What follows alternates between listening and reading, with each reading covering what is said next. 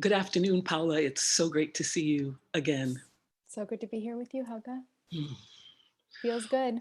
Feels so good. What a week it's been, also. What a A week week it's that been. feels like a century, but yeah.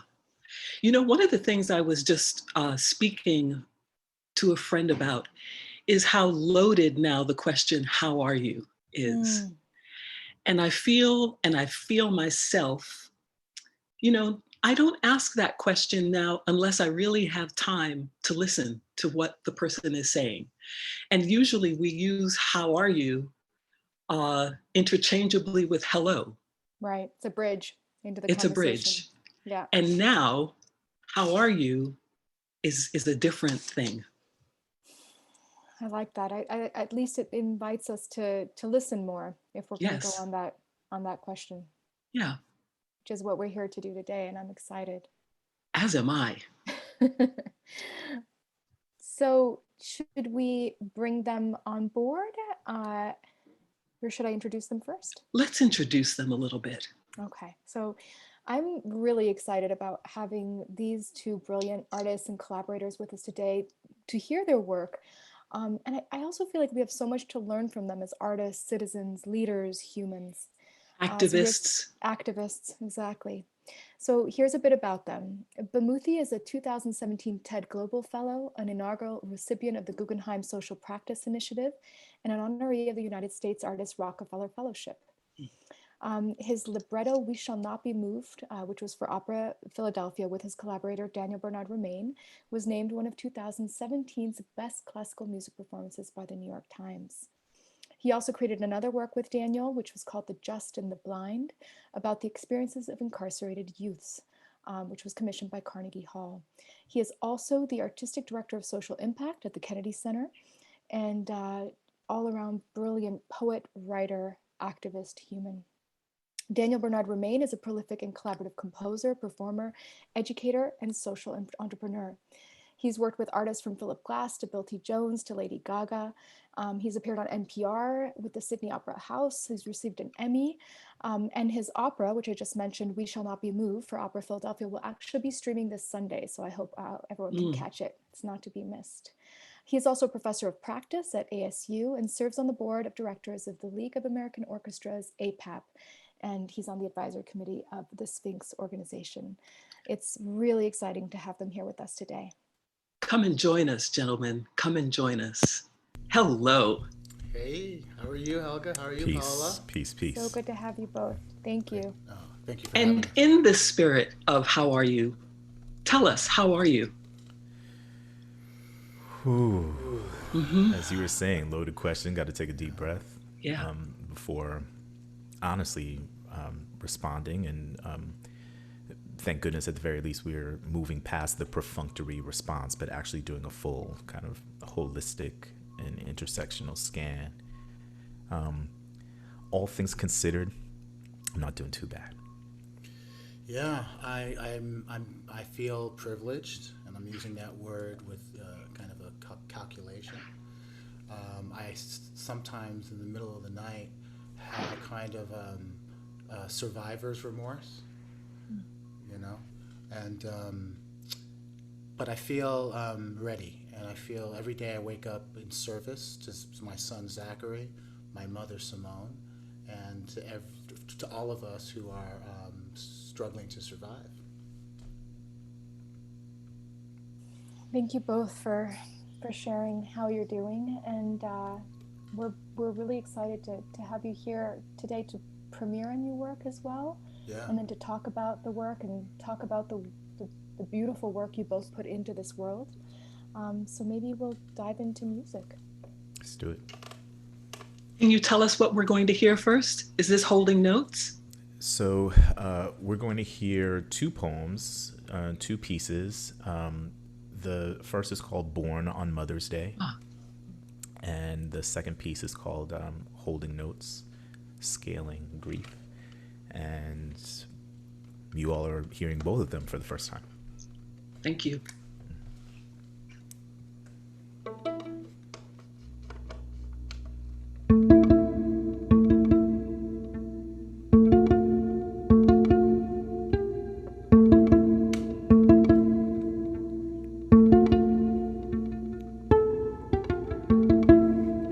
shadow of morning, a man runs for pleasure. In 3 weeks' time, a virus will shut down his country, but he doesn't know that yet. He's making his heart work, breaking a sweat because the young man is alive. He's 25. He was born on a Sunday. He's wearing all white because it's fly. He's not going to no ceremony or whatever. His gear is bright as fuck. He has nothing to hide. Running for his health. His country is sick. Symptomatic systemic violence, sadistic bigots, and a complicit network of badges and judges, and a stunning lack of originality. Really, fellas, in Georgia, pickup trucks, rifles, lynching, the crude instruments soothing the cancerous hands, bloody racist trigger fingers itching. A man running for pleasure. American illness killed him while someone was filming. 3 district attorneys have reviewed the case. It took 2 months and a planet full of witnesses to put his killers in prison. You want to talk about a virus? You want to talk about contagion? You want to talk about something making you want to stay inside because you just might catch it when you step out your own front door on an arbitrary Tuesday, and you alone, finding yourself fighting for your life, hear something explode like a raisin in the sun, heart beating at the pace to meet the blood needs of your run, and suddenly realizing that you can't breathe. The disease was inevitable, but the fallout is preventable. We cannot eliminate racism, but could we, America, cure ourselves of racial injustice? Justice for Ahmaud Arbery.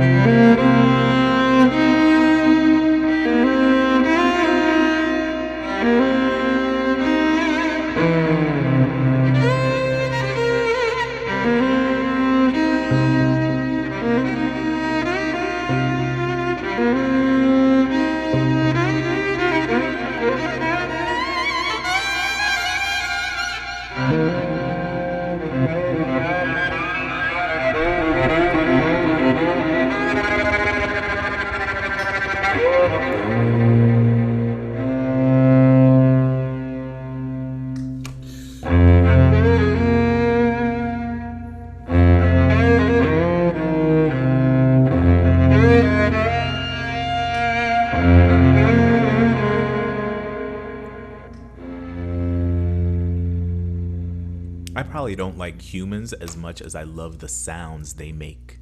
Specifically melodic sounds.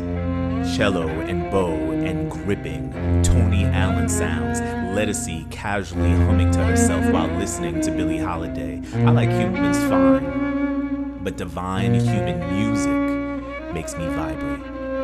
No ego or ownership, no ordinary love. The voice gives me no choice. My purest love is music. In the failing light of empire, the nation grieves alone. Their pastor has left them to pray over their dead while he's in the back rewriting the Bible alone. Together, the nation grieves, mourns the recently departed and the norms of their past, living mourning the death of normalcy. Sure would be great to have someone help us share this grief. Let it be said that in the time of the pandemic, music stepped up to be our one true leader. The one place where love and movement united humans, battles between music super producers, savage TikToks, concerts from the crib stabilized the country's consciousness when it was beset by panic and viral uncertainty. Certainly, that is love. I am grieving, and I long to be led with love.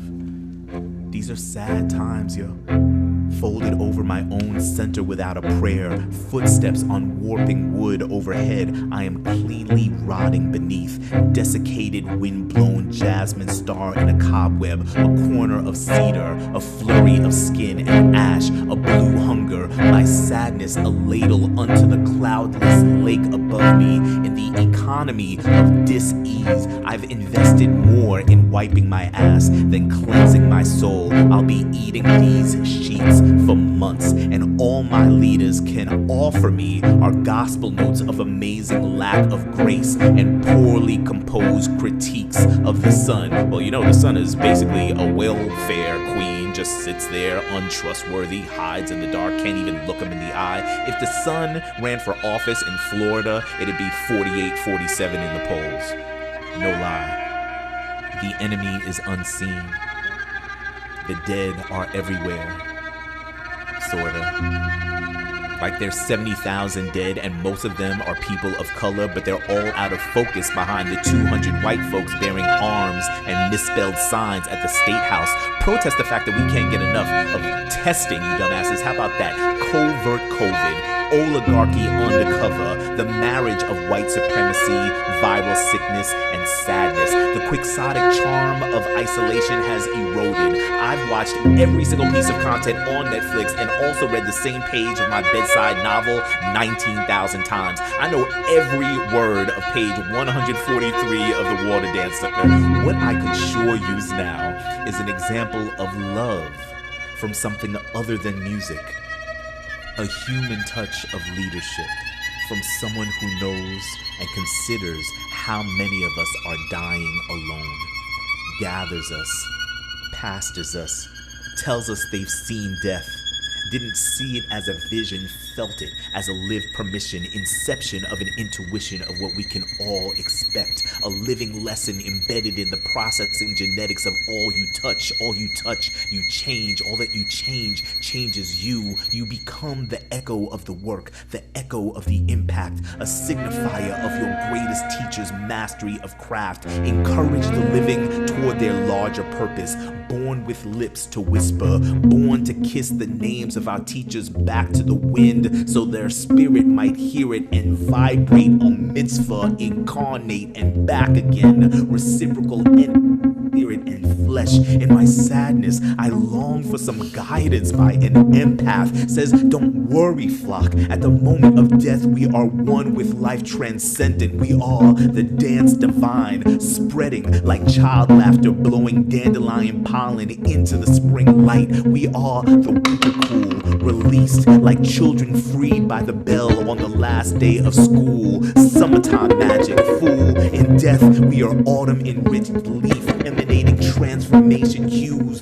Freedom colored, we will never fall. We dance into the sky. A rope thick as the way you live your life by your side. A rope thick as your life to help you climb. You become the light. You become the dance. You become the music you loved most on earth.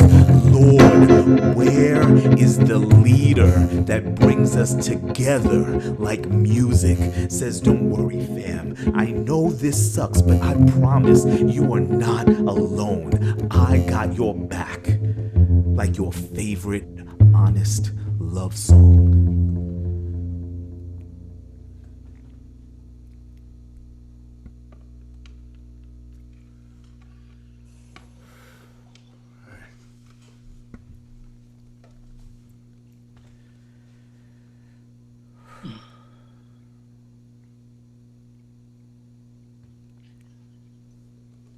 Talk to us a little bit about what we just heard.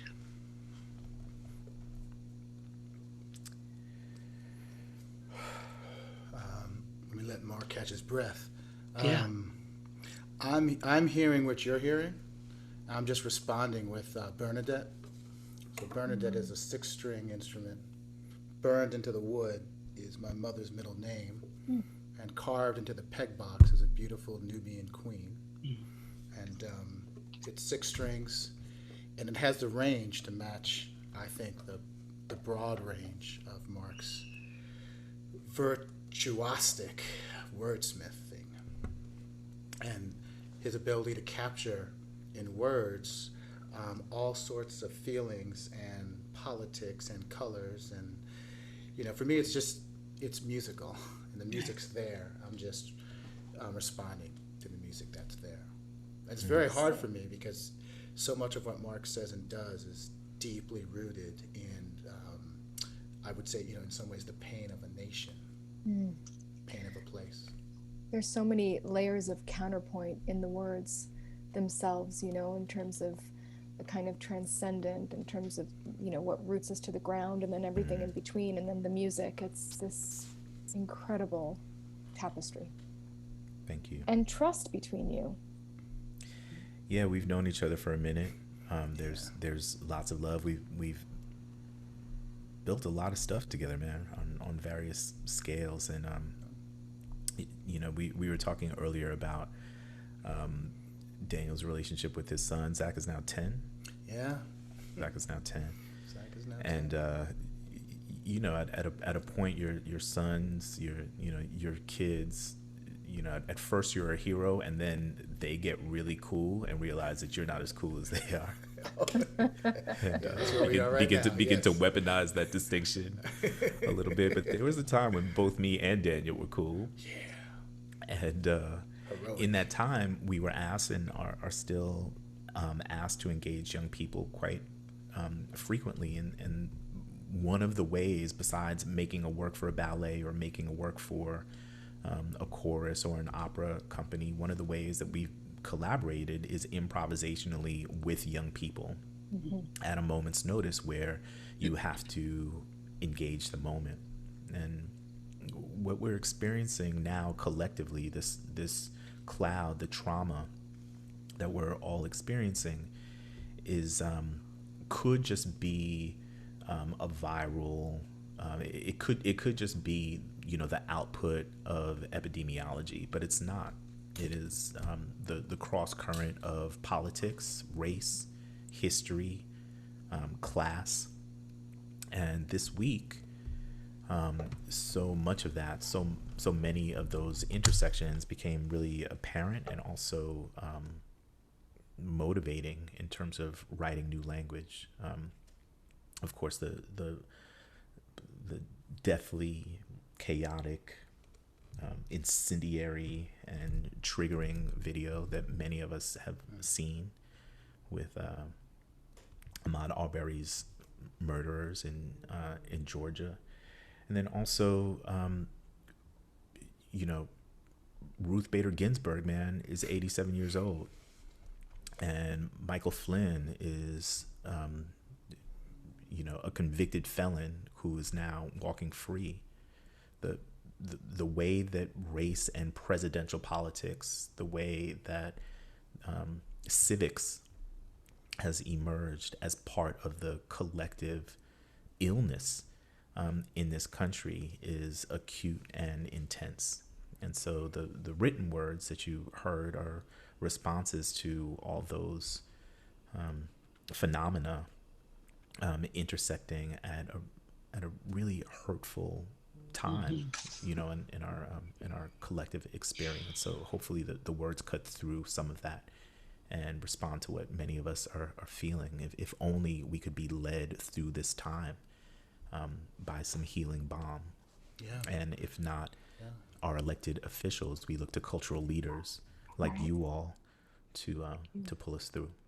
Right, like you all, because I say when our politicians and pundits fail us, artists have always led the way.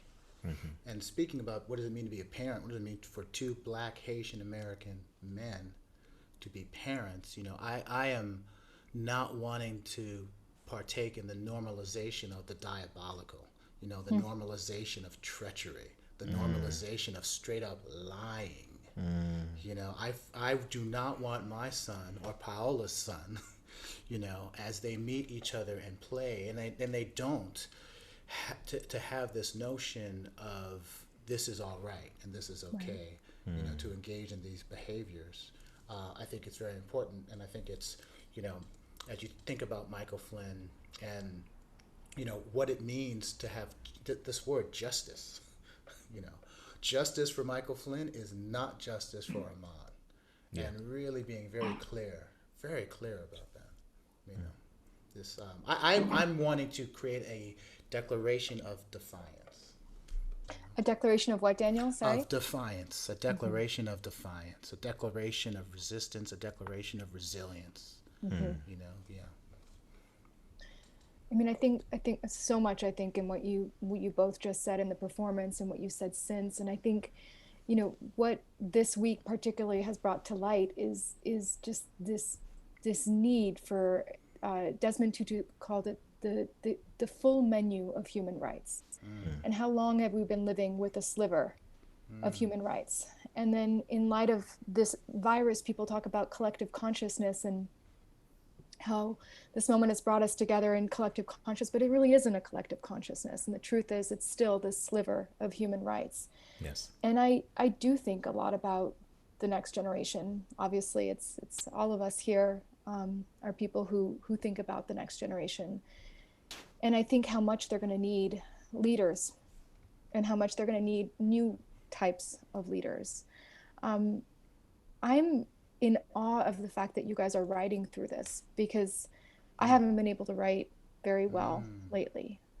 That in itself is such a beautiful form of leadership. Can you talk a little bit about how you're writing, how you're finding your creativity, and then if you can and if you want, what do the next steps mean in terms of taking the helm, in terms of leadership for the next generation? Big question. Take any part of that you want. Well, first of all, thank you for the generosity of the presumption. It is true. We just shared 2 new works, but I have not really been writing. I have watched everything.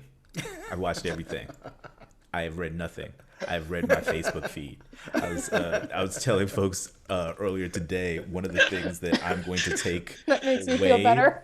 Yeah, one of the things I'm taking away from the pandemic, one of the things I'm just leaving behind are my sucker ass Facebook friends, all my conspiracy theorist ass Facebook friends, all delete. The Delete. You better earn my vote. A lot of those folks, there are many of those folks that I continue to ride with because they're right, and I stand by and I stand with their principles. And then there's some folks that are just ridiculous. So most of the time I've just been coping, like all of us, doing what we need to do to get through, deepening certain relationships, letting go of other relationships. So most of the time just being human. This week, though, I think probably beginning Sunday, because every day feels like it's 58 hours long, right? Yeah. There was just a moment where I was like, it'd be really cool if there was kind of a North Star, if there was a moral compass to respond to, that if our moral infrastructure, if there were going to be moral infrastructure projects that the people that I love and respect had some hand in their design and architecture and construction. And so I wouldn't call, the making of these words acts of leadership as much as acts of humanity in response to, I wouldn't call it collective consciousness, but collective trauma. Right. Collective response. In terms of leadership, though, we, in my role at the Kennedy Center, in partnership with our good friend and collaborator, Rika at Sozo Vision, we talk about cultural leadership. And cultural leadership isn't a term that you kind of see on the forefront. When you Google cultural leadership, there just aren't very many results. And I think in part because we've separated culture from electoral politics. What Daniel says is very profound in terms of artists being leaders, artists, showing the way. And we want to continue to have kind of non-monolithic, totally diverse responses to what it is that we're going through. But I think that we're going to be in need of a different kind of systems design, and creative people, curatorial folks that work in curation, folks whose job it's been to bring people together through love and beauty. What better architects, what better designers, who else do you want thinking about how we reintegrate into society than people who've devoted their lives to bringing humans together in the name of provocation and pleasure. So that's, I think, where cultural leadership abides. Wow, I couldn't agree more. I mean, I'm thinking now of the work that I do. You mentioned ASU. I'm very proud to be a part of that faculty and part of the Herberger Institute for Design and the Arts. We have a national accelerator for cultural innovation that really aspires to many of these changes that Marc is speaking of, and being able to work closely with everyone from Dean Tepper to Colleen Jennings-Rogensack to Wanda De La Costa to Michael Rowe to Liz Lerman. I mean, I think that my creative practice in many ways is boundless, and both you and Helga have really inspired me in terms of true leadership, that when a community is in crisis, here is the way, here is the path. This is a wonderful example of true cultural and creative leadership. What you're doing right now in this series of discovery and defiance. And by defiance, I mean, my mother would say, when someone dies, doesn't matter who it is, someone dies in the world, can you imagine? They take a little piece of you. It's a Creole thing, I can't say it in Creole. Take a little piece of you. So of course I think to myself, we're getting to the point where every day it's going to be 9/11, us New Yorkers. Every day it's going to be 2,000 to 3,000 people who will leave this earth. And if you think about what my mother is saying, which is what her mother said, and it was passed on, and I think there's a real truth to that. What is the impact of that amount of people leaving the earth on us? How do you honor that? That's the paralysis. Right. That's the paralysis. And that, by the way, that's what makes you human. I know as artists, I know everybody in this frame, we should be writing operas a day, and reading Joyce at night, right? Right? Fully and completely. But I think that what truly makes us human is this empathy, this ability to empathize, that it's not just numbers, and that we're going to come together in this space, in our sense of captivity, and find freedom and find resolve. We have a couple of questions coming in from online. I just want to read one of them for you and ask you to give a response. You both come from different and varied artistic practices. Can you speak a bit more about the history of your collaborations? How did you meet, and how did you begin to work together? You want to take that one, bro? Or... Yeah, I'll go quick. I knew about Marc. We were in the circuit. He would go there, I would go there, he would go there, I would go there. And we were kind of missing each other. And then Amy Seward, the great dancer choreographer in San Francisco, was writing a piece for, this is my understanding, was invited in to write a piece for the Atlanta Ballet. She invited Marc in, they needed a composer. Marc suggested me. And that was our first piece together.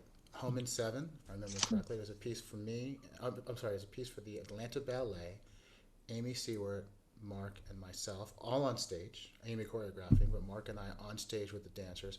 And what was interesting is that backstage, in the green room, green table, whatever, I already started talking about the next piece, right? And that was about 10 years ago, and we never really stopped. Yeah. So from that point on, we've made pieces for the Philadelphia Boys Choir, for the Boston Children's Chorus, for Opera Philadelphia. We made this work, Blackbird Fly. We've made this piece, the Just in the Blind. So we've continued to work together, but also just touching on the question in terms of the disciplines that have come together. Both Daniel and I are first generation Americans. Both, our lineage is Haitian. We were both born in the 1970s. So, and we are both educated in, in the United States of America, which means as a survival mechanism, Daniel referenced Joyce, but, reading Joyce and reading Morrison and listening to Kendrick Lamar, while having sons that are, making music in the vein of Playboi Carti, like, you have to be multi-literate just as a survival to walk the streets and be safe on Martin Luther King Boulevard or on Madison Avenue. Finding ourselves in both places, there are certain things that you pick up, not so much about code switching, but about surfing through the very many different codes that are part of our epistemology, our epistemological makeup. So, yes, Daniel has a doctoral degree from the University of Michigan, is deeply versed in classical music, but did this work while he was a 20, 30 something year old Black man, kind of triangulated between Florida, New York, Michigan and Tennessee. So the Deep South, the Northeast, the Midwest, like this is just who we are. It's who we have to be in order to survive. And I think it's one of the hallmarks of our partnership that there's certain things we just don't have to explain to one another because we've walked many of the same roads. How would you say also that your collaboration has changed and deepened over the years? Ooh. Well, this isn't the first time Marc and I have gone and navigated through crisis, both professionally and in my case, personally. Marc is a brother and a mentor to me. I've seen Marc rally a crowd. I've seen Marc in front of the Reach Center, in front of the Kennedy Center, rallying a crowd. And I mean, it's a little overwhelming to think of his work as an arts administrator and fully formed producer and presenter, just as much as it's, for me, awe-inspiring to watch him on stage as a spoken word artist, as a poet, as a dancer, just as much as it is to watch him engage with Bill T. Jones as a writer. Head to head. Those are all one thing. It's so interesting because I feel like the world wants to put creativity in a box, but creativity really has its own label, you know? I mean, you express yourself as a leader, you express yourself through words. It's all a form of brilliant creativity. Yeah, I mean, I see it all. I see it all in the form of what you call people is so important.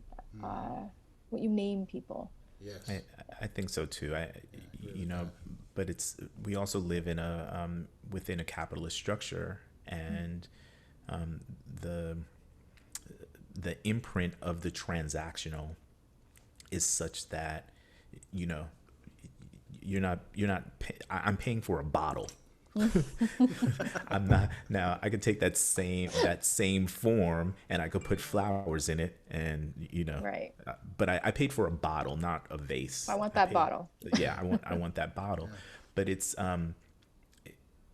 also true that in this moment, for many of us performers and producers and curators, we've made our living not just by bringing people together, but our bodies are essential. If you're a dancer right now, or your training is in dance, your currency, the value of your body, is called into question in a brand new way, right? Like, what is the value? What is the value of these words if they're not spoken within an intimate proscenium setting? How do we monetize that? How do we assess quality of that? And I think you're right that it would be way better and probably just more germane to who we are to dissolve these borders or dissolve these categories. We function in specific compartments to satisfy a kind of capitalist consciousness, a capitalist perception and understanding of how it is that I assess the value of this thing. But that's another thing that I think Daniel and I share, is that, you know, besides being cross-disciplinary and besides just kind of, you know, not loving titles, we do love spirit. And spirit is part of our literacy. It's part of it's an instrument of our communication, and so we don't need those titles we might need those titles to assess a financial value, but spiritual value isn't about titles, isn't about form. And if we're playing to spirit, the spirit of leadership, the spirit of our ancestors, the spirit of Black folk when we come together, the spirit of the music, then once you're in it, you trip a little bit less on how it is I define it. You just know that it feels good. Right. Tell us a little bit about, I'm sorry, Daniel, did you want to add something to that? Oh, I was just going to say, you know, Marc has been a source of comfort and inspiration to me for many years. And, you know, we're in a relationship-based business. But I want to reiterate, just because I'm looking at all of us. That's the thing, all of us. And Paola, you've built a literal building. You know, you were instrumental in creating a home that has allowed so much to happen. Helga, I've seen you be on radio, on television, on concert stages. I've seen you be a host, and then you're suddenly singing with Toshi Reagan, full-throated, very dense, complex words. I mean, it is, you know, I'm not gonna lie, I have deep fear. I am scared. I pride myself on always having an answer. I realize you don't have to have all the answers. You should have some answers. But I don't have all the answers now. And I want to be vulnerable and say, you know, Marc is a kind of a provocateur of politic and passion. But I look to both of you, Paola and Helga, as incredibly important leaders in our field. Well, just to the notion of home, you know, we don't build a home alone. We build a home together, and we build a home for people. Yeah, That's right. I think that's the thing that's going to get me out of this, you know, is that notion that we need to continue to build that home, and that home is going to need to look different. Yes. You know, we have so many questions coming at us, and we also have let's see, one more question. Should we do one more question, Helga? What do you think? Let's do one more question. Okay.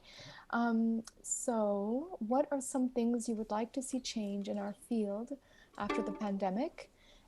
Any specific ideas, solutions? Ooh, the new ecology of the arts. Oh, for sugar. the arts. Damn, we had just the should have time. started there. You should have just I skipped know, this. right? You just should have put the violin down. Okay. We talk about this all the time. Yeah.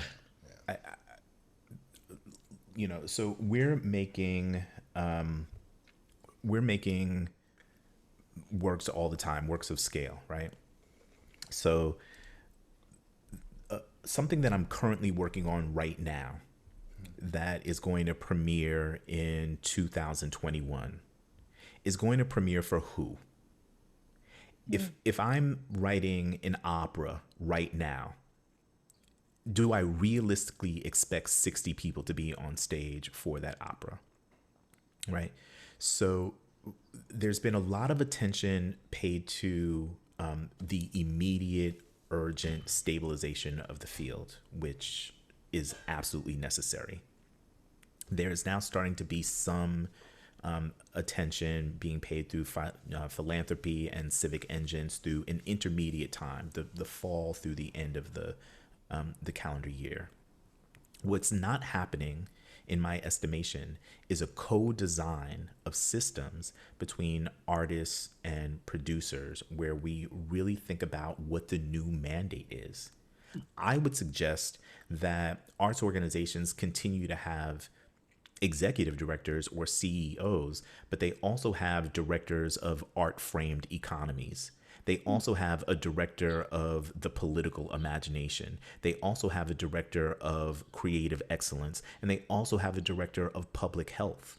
Because if the proscenium stage is the beating heart of your organization in 2021 or 2022, you may not make it to 2023, right? The physical structures that we've inherited are now public spaces for the social reintegration of the entire country. We can, there's the beautiful thing, this moment in Hamilton, if I may, where Lin-Manuel Miranda's through George Washington talks about teaching the people how to say goodbye, where he's there's this moment where he literally documents the moment where we talk about peaceful transference of power, which in the 18th century was just kind of a new concept in the West. We teach people democracy. Arts people have to teach the country how to be together again. That is the mandate. We are no longer stewards of the proscenium space. We are stewards of public space, of public health in a creative enterprise. And if we don't reorient ourselves towards that new mandate, then we have failed. We've lost the opportunity. There are some historic models that we can look to, like Boal, and his theatrical kind of political spaces that he created. But I completely agree. Even before this pandemic, the idea of bringing lived experience into spaces, it has to be at the forefront of what we do. Mm-hmm. And I want to be clear. I don't want to say that like abandoned theater and abandoned plays and I'm not saying that at all. I'm saying that the spectrum of the mandate, if it wasn't already expanded, it has to expand to consider social and public health, not just creative excellence. That economy, that the political imagination, that public health and creative excellence, those are four things that are now integrated in what the mandate is of our performing arts centers, our galleries, our museums, etc. Yeah. No, and I'm reassured by it. I think that, I have been saying, we have been saying that now all of us, but particularly artists, we must be engaged in public health. We used to love to say, and we still say, art can change your life. Mm-hmm. Art can, this is something that can save your life. Well, now it's true, right? Now we're in a situation where I know in my home, I'm very careful about where Zachary goes. And I'm going to be even more careful about the first time we go out into the world together, hand in hand, to go see a physically distanced orchestra, right? 30 people on the stage, a 20-minute or 30-minute long experience, one that I'm going to invest in, one that will be a matter of life or death in real ways, one that will be incentivized by the notion of how does opera and breathing and breath inform the characters, the singers on the stage, right? I see it all as possibility, and I think that now we're the equity, the notion that all ideas have a real equity, and that a young composer or a young presenter now must really work together towards how are we going to solve the problem of coming together, eating together, going to the bathroom, and intermission. Yeah. These are welcome mandates, and not least. Oh, sorry. Yeah. No. I was going to say, just as artists, that's what everyone has been kind of always forced to do, is to create something from nothing. That's right. And that's right. To reimagine. That's right. That's right. And also, I mean, what can we retain? Now we know we can all work from home. Now we know, right? Now we know we can all communicate across hundreds, maybe thousands of miles. Now we know we can create online. Right. Now we know that what is in our archives actually has value, and when pushed, can be published, right? And now we know when things have to get done quick, they get done quick. And now we know who's most vulnerable, who will suffer, right? Now we know. Now we know the price of things. COVID-19 for you is not COVID-19 for me. And the cost, right? The Right. cost. The cost. That's right. And come November, we have a choice, y'all. We have a choice. Decisions to be made come November. I want to say thank you for the human touch of your leadership. For I see what you did there. Thank you. For encouraging us toward becoming the light, becoming the dance, and becoming the music. I hope that wish we I get to could. speak again soon, Oh, definitely. because there's so much more. There's so much more. Tell us what you're going to play us out with. We're going to do a piece from The Just and the Blind. It's called Fear. Thank you both. Yeah. Thank you so much. Thank you for the Thank opportunity. you. Thank Much you. love to you both. Thank you for having And me. to you. And peace to everybody watching.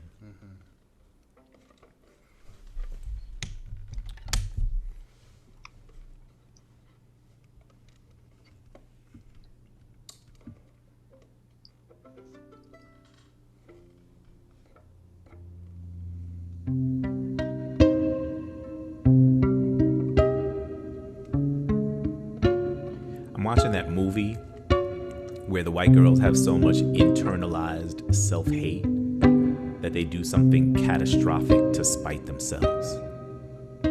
No, wait, that was the 2016 election. I'm watching my life, where the black boys have so much internalized self-hate. When we see ourselves, we are afraid. Dread is an odor in the air, like how September 11th smelled like jet fuel below 14th Street. Fear in my nostrils. Most of the time, this is not true for me, but I read and I can count 2, 3. 1 in 4 of us statistically are system involved, and I know it ain't me. And if you don't look like me, I understand why you don't want to be coming home alone from the movies and 3 black boys come down at you on the sidewalk, your head fresh with the memory of the silver screen melanin trope.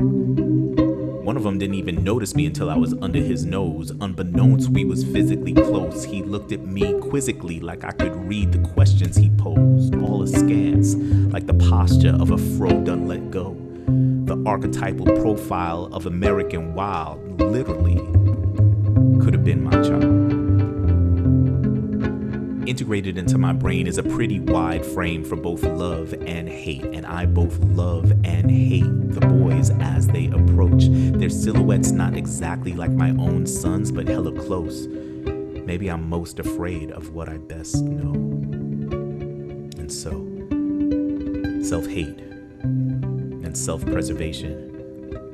I believe in the best of us, but distrust the manic muscle of the worst, the unnamed thirst, the black boy curse, all the parts of the myth that are true. The part where between 15 and 39, the leading cause of black male death is homicide. My son is 17 now. Welcome to year 2, when your dad thinks about crossing the street when he meets someone who looks just like you.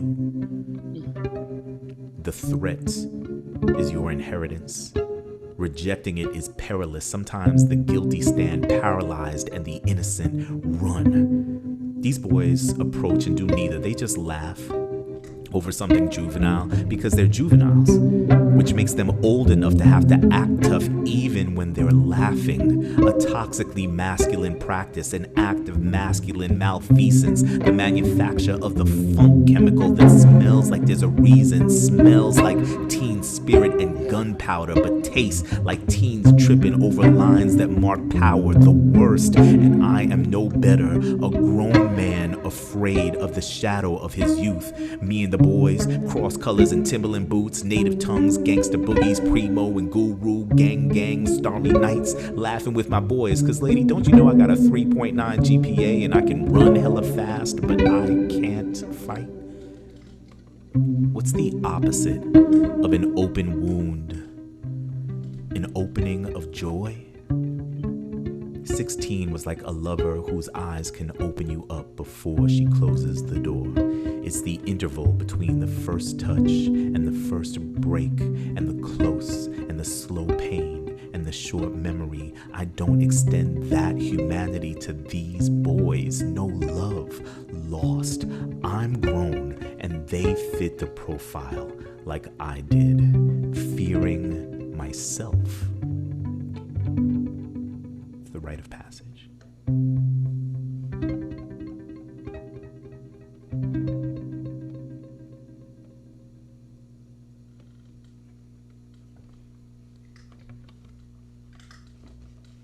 Yeah, Thanks, man.